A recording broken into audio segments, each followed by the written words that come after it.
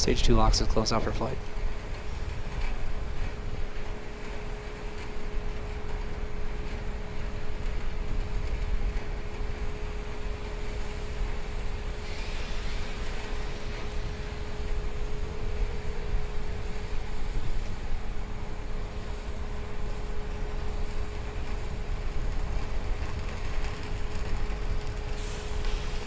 Gas looks close out.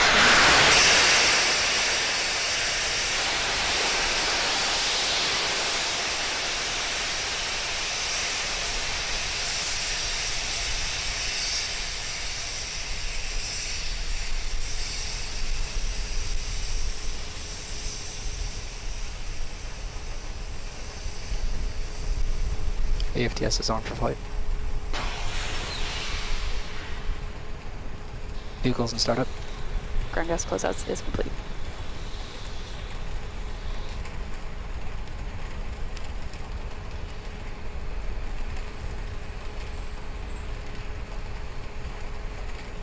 Go for launch.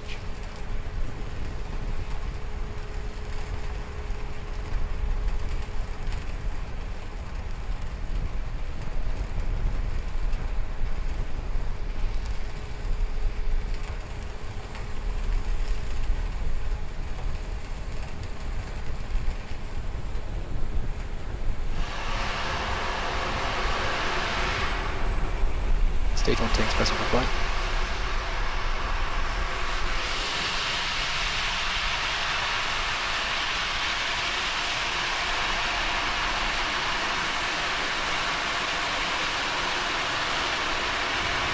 One, zero, ignition, liftoff.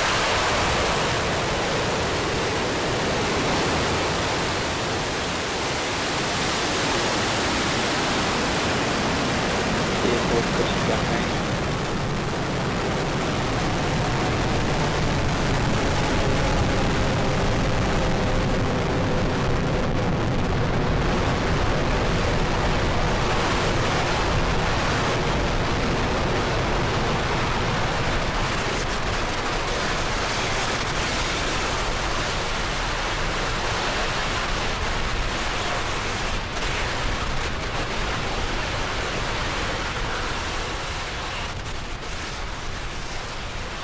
And we've had successful liftoff of the Falcon 9 rocket as we see all 9 of those first stage Merlin engines glowing beautifully, carrying Telstar 19 Vantage to geostationary transfer orbit. Now upon ascent, we go through max Q as our first milestone, and again, that's the maximum aerodynamic pressure. It's an important milestone because it means that from that moment on, we're going through thinner and thinner atmosphere and less stress. Vehicle has reached maximum aerodynamic pressure. And we've got that confirmation on the nets that we have gone through max Q. So again, less and less stress in the vehicle as we go up and up from here on out. Now, we're going to come through 3 events in pretty quick succession, and those are MECO, then stage separation, and then second engine start, or SES number 1. Now, those represent the cutoff of those 9 first stage engines that you see burning right now. Those will stop burning. Then the stages will separate once neither stage is burning, and then the second stage, once separated, will start its burn, and that's called SES, or second engine start number 1. Those 3 events will happen pretty quickly in a 10-second span, starting about 30 seconds from now. Again, MECO, separation, SES.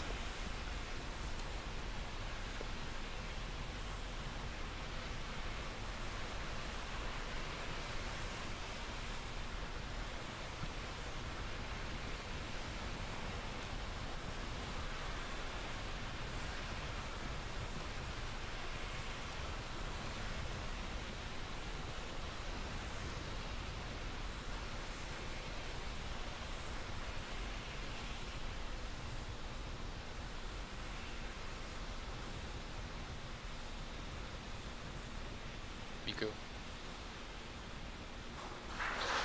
Stage separation confirmed.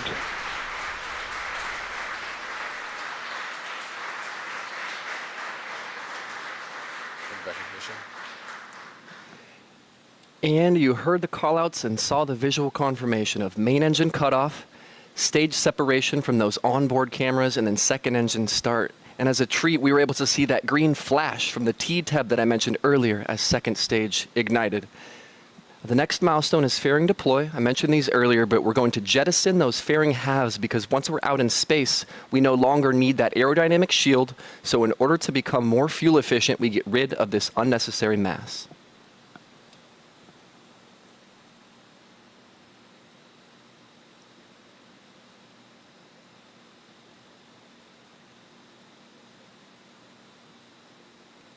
Vehicle on nominal trajectory.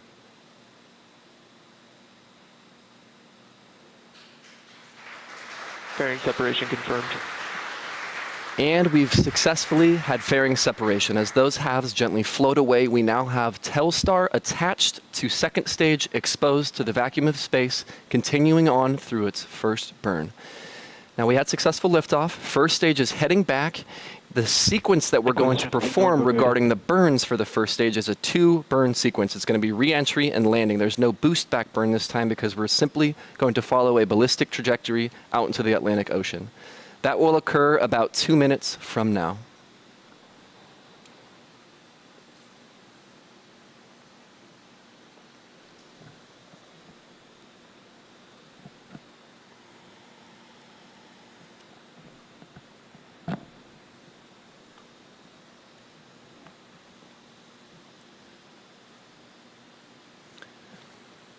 And if you're just joining us, we're looking at the burning Merlin vacuum engine on second stage. The vehicles have lifted off. We have separated first and second stage.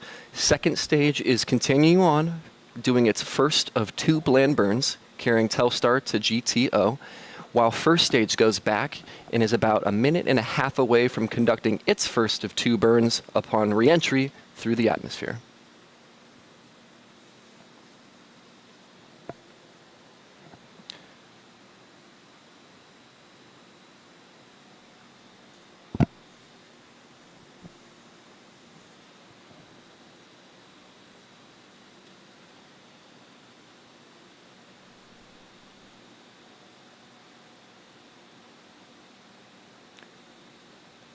Now we're about 40 seconds away from that first re-entry burn, as I mentioned. And the purpose of this burn is to slow the vehicle down. Out in space, there aren't many particles. It's much sparser out there. But once we re-enter the Earth's atmosphere, the air actually creates quite a bit of drag on the vehicle. So we want to burn to slow ourselves down so that we don't experience a bunch of heat and stress accumulation on first stage.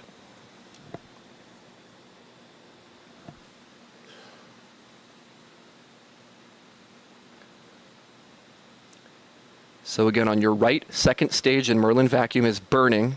On the left, we have first stage onboard cameras who are about to start their re-entry burn.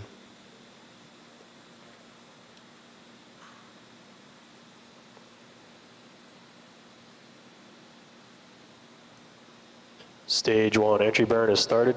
And there you have it. This burn will last for about 20 seconds. And again, a quick eye would notice the continuity of that T-tab green flash again as the engine's ignited. Second stage following nominal trajectory.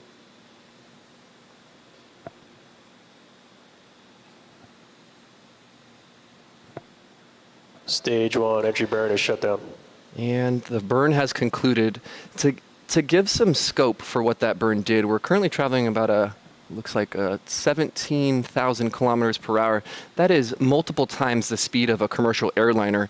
And in about 1.5 minutes, we're going to be touching down on that drone ship. So in the course of about 90 seconds, we're going to be going from many times the speed of a jet to 0. So it really shows the efficacy of those burns as they decelerate the vehicle. Now, as we continue this this landing sequence of first stage, second stage is going to continue its action as well. Second stage, second engine cutoff, so SECO number 1, that will conclude right in the middle of the landing sequence. So the landing burn will begin about 10 seconds later up in space. Second stage will stop firing its engine, and then about 5 seconds after that, back on Earth, the first stage will finish its landing burn and hopefully touch down on the surface of Course I Still Love You. Starting terminal guidance. As we go supersonic here, we're about 20 seconds away from the landing burn, and then again, 10 seconds to SECO, and then 5 seconds after that to landing. Stage 1 landing burn is starting. Stage 2 AFTS has safe. Turn ship has AOS.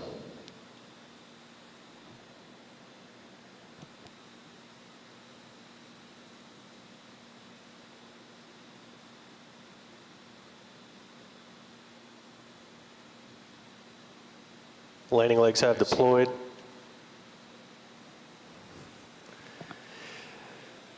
And of course, as a rocket descends upon a drone ship out in the middle of the ocean, it is of course difficult to sustain connection with it, so we'll get an update on that in a second. But we return back now to the primary mission, which is second stage with Telstar. Now, SECO should have occurred as well. I believe we did hear that over the nets, so SECO did occur. So in the middle of that sequence of landing, as I said, second engine cutoff number 1 did happen. So the first of the 2 planned burns of second stage has concluded. We'll give you an update on the first stage landing as soon as we can, but for now, second stage is in good orbit. At this moment, we're going to enter about an 18-minute coast phase. Again, second stage has 2 planned burns, as I said, and the second one will start about 18 minutes from now. So see you at about T plus 26 minutes. And before we step into that coast period, there the vehicle is. Again, as a rocket fires upon a ship with a camera, it's hard to keep connectivity, but there it is, standing proud on Of Course I Still Love You. So with the landing behind us, again, primary mission, we're going to go into about a 17-minute coast phase now. We'll see you at T plus 26 minutes for an update on Telstar 19 Vantage.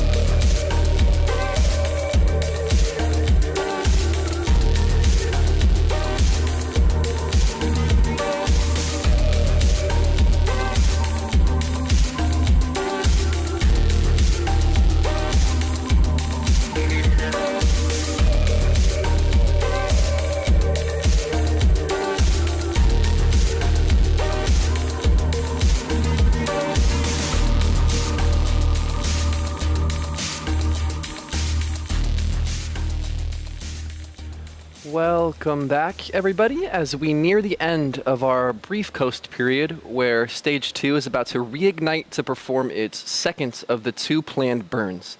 Now we're about 40 seconds away from SES-2, which is second engine start number 2.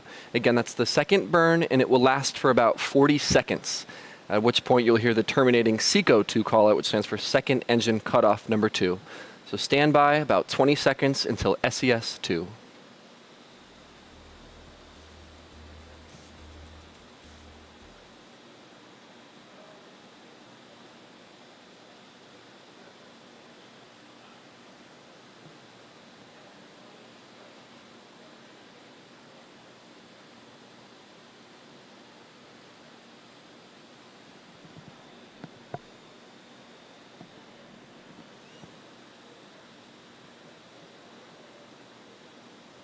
Back ignition.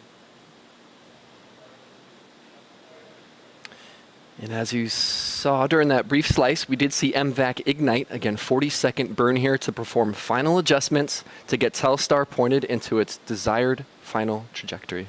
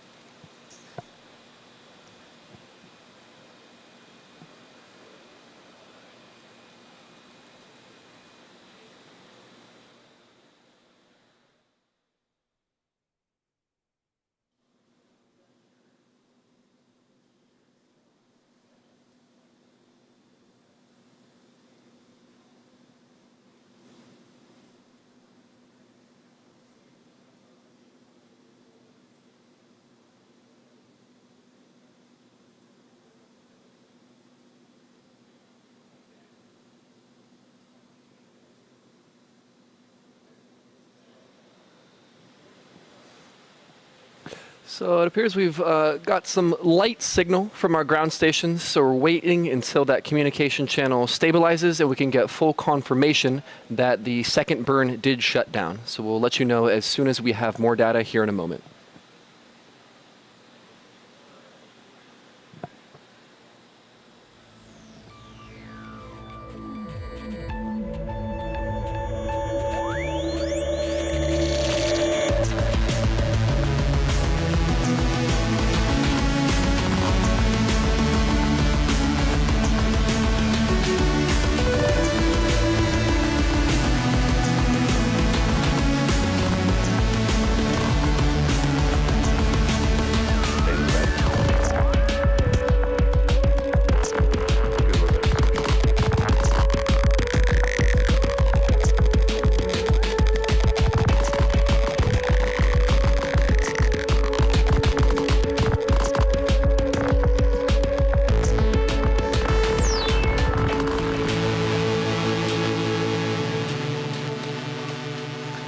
Okay, so as you can see on your screen with the live video coverage, we did get feedback again. Signal for ground stations can go in and out sometimes, but we've got a strong, stable signal now.